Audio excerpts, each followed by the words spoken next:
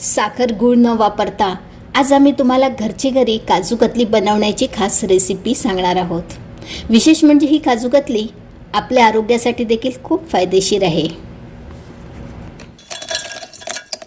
आधी काजू पावडर बनवून घेऊ। 1 वाटी काजू घेतलेले आहे। मिक्सरचे बटन चालू बंद करत गुळगुळीत पावडर होईपर्यंत बारीक करा। काजू जास्त बारीक करू नका, अन्यथा ते तेल वाहू लागेल आणि पावडर चिकट होईल। काजू पावडर आपण आता चाळून घेऊ। तुम्ही गोठलेले थंड काजू वापरत असाल तर बारीक करण्यापूर्वी ते खोलीच्या तापमानाला आणा। खडी साखर बारीक करून घेऊ।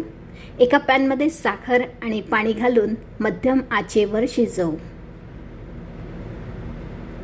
सतत ढवळत राहा आणि साखर पूर्णपणे विरघळेपर्यंत शिजवा। एकतारी पाक होईपर्यंत शिजवू नका, कारण ते एकताराच्या वर शिजवले तर काजू कतली कडक होईल। गॅसची आच कमी करू। काजू पावडर, वेलची पावडर घालून व्यवस्थित मिसळून घेऊ। कमी गॅसवरच मिश्रण घट्ट होईपर्यंत शिजवू।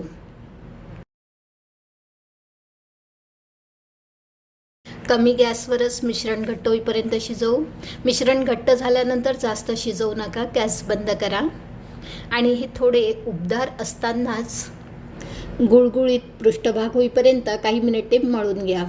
काजू कतली करताना काही महत्त्वाच्या टिप्स।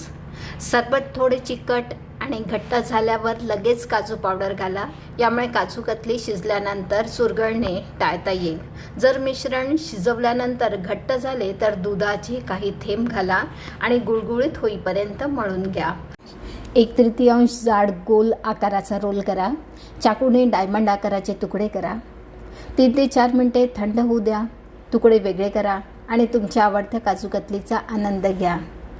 त्याला मोहक रूप देण्यासाठी चांदीचे वर्क वापरू शकता।